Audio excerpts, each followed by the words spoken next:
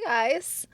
So we're going to do a quick little video today. I had something on my mind and I want to know how you guys feel about this. I was thinking, kind of reflecting back on my content and thinking about the wide array of influencers that I've covered during, the last like 2 years on my channel specifically. And I was thinking, I see this common thread in all of them. And the common thread that I see is influencers, they go through the same process of how they grow online. You'll have a YouTuber or an influencer who starts out making day in the life content, family vlogging content, whatever like their kind of niches that takes off. They'll grow to a certain point. They will gain the trust of their followers. Then the greed sets in, because usually once they go over, say, 100,000 or 200,000 followers, that's when the brand deals start rolling in, and the sponsorships and the free products. And it gives them a little taste of, wow, like I could really do this full time. And then every single one of them branches off to increase their streams of revenue. So for some of them, it might be merch. For some, it might be going on tour. For some of them, it might be YouTuber masterclasses. Some of them, it might be Patreon or a paid website like Love Meg did. And usually, that's where subscribers start to call it out. They have an issue with it. And when they call it out, the YouTuber gets very defensive. And then you'll see their relationship with their subscribers shift from, oh, we're besties. Hey, bestie, I love you guys. You're like family. You have to come along every step of the way. We're a big fam jam. And they start to lash out at people simply because the follower, the subscribers, do not want to buy into their extra streams of revenue. Is that the same pattern that you guys have seen? Am I kind of making something out of nothing? Am I totally off? Am I kind of right? I really want to know, because I have seen this with numerous different people. Like Brittany Dawn does her Jesus retreats. Love Meg did her paid website. Brianna Kay did her YouTuber master course. Someone like Colleen Ballinger does the Miranda Sings character on tour. And a lot of them stick to just merch. But I've always said, and maybe this is just a me problem, there is not a single YouTuber that I have seen their merch and said, I have to have that. Because usually it's very cheaply made. It's extremely corny. And the graphics are loud and annoying. And I do not support any YouTuber enough to wear their face or their logo on a t-shirt when the logo is half the size of the damn shirt. It's weird. I don't like you that much. Just give out your content and let's keep it moving. I think it's very cheesy. I think it's very corny. But I want to know how you guys feel about that kind of progression of greed to multiple streams of how they can get richer off of their subscribers, and then how they react to people giving them kickback on introducing these new streams of revenue. Because that's where you'll see YouTubers get very, very snippy and just snap off on subscribers consistently. Once you let it be known that you don't like what they're doing, you'll see a whole new side of a YouTuber. Now, secondly, I want to take this opportunity to clear up some misconceptions that I have been seeing, and I want to make it very clear.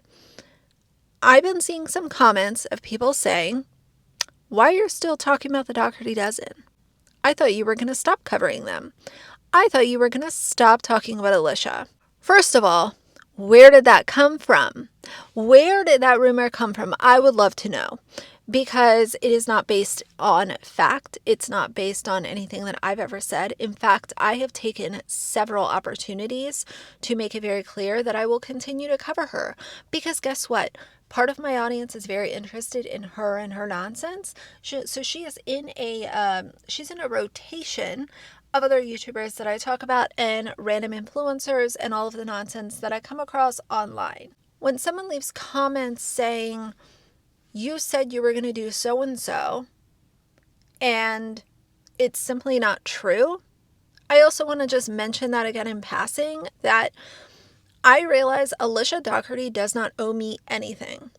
She doesn't. I'm a nobody.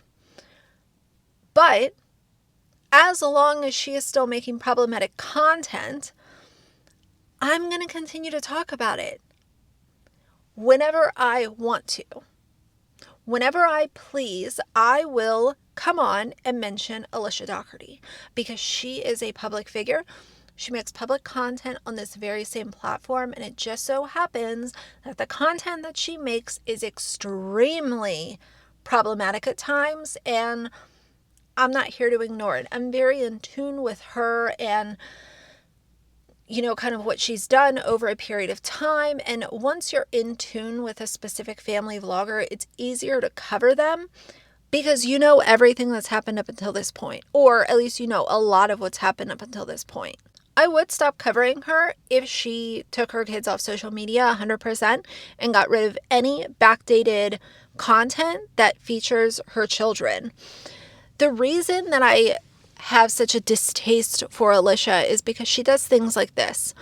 She just posted a Costco haul, and in the Costco haul, she decided to bring along the child that was just involved in the art scandal, the painting scandal that was kind of blown up out of proportion. I did not cover it directly. I mentioned it in passing.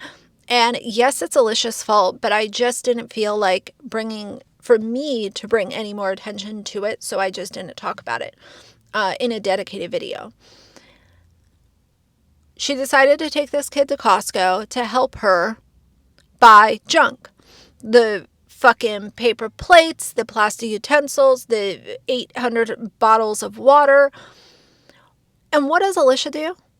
She decides to show everybody on the vlog that she is buying adult diapers, put them on the conveyor belt, made sure that she got a clip of that in the vlog, and then she's filming people in the fucking checkout aisle in Costco.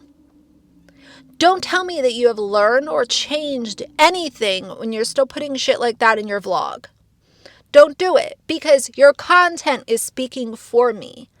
People have said, stop telling people the bathroom habits of your children. Stop telling people the medical issues that they have that causes them to have bathroom issues or medical issues or whatever it is. Stop. Please stop. Privacy, consent, it's everything. Stop. And she continues to do it. You don't even need that part in the vlog. Nobody needs to see what's on your conveyor belt. I don't want to be in your vlog. And if I was one of those people in the background, I would file a privacy complaint against her video and have it taken down. Because you didn't ask all those people that you were filming if you could put them in your vlog on your massive YouTube channel. You don't know who those people are. Maybe they didn't want to be filmed and put in your crap vlog. So I just wanted to make that very clear, that she is still doing the exact things that I've been talking about for a year now. And when you know better, you do better. And what her repeating the same things tells me is that she's not learning, nor does she care. And I know that she has heard these complaints from not only the channels that she claims that she doesn't watch and everyone's a bunch of haters, but she has also heard the complaints from her own followers on multiple platforms. And you're still showing the world that you're buying Depends and filming people without their consent and just being disgusting. I did appreciate in her vlog that I watched today that she had her kids helping out. I think that's great. You know, ask the kids to help. I don't think that that's that big of a deal. As far as her buying, you know, the sugar and the junk and the paper plates and bottled water and all that kind of stuff, I could talk about that until I'm blue in the face. But the thing that literally makes my blood boil is her still showing sanitary items for children who cannot consent. And she has shared and shared and shared and overshared and fucking overshared over and over and over and over again. And it makes me angry. And I try to not get, you know, overly invested in this kind of stuff. I make my video and I move on. But, like, how dare you? And how dare anyone applaud her when she continues to do the same thing over and over and over again? It is enraging, and it is not something that should be celebrated. Parents do not do that to their children without literally knowing that their children cannot give consent. So I'm going to woos off for a couple of minutes. I wanted to talk about these couple of things. Just ridiculous. And no, I'm not going to stop covering the Dougherty Dozen. I am here to talk about them in rotation with other public information, internet happenings, things I come across, just as I have for the last year. Nothing is changing. I'm staying consistent, and that is that's been my word the entire time, and my word is my bond, and that's all that I have to give you guys. So wanted to clear that up. But I'm going to end rant here. So for now, if you like the video, please leave a like and a comment. And if you'd like to see more from me in the future, please subscribe. I'll see you guys soon. Bye.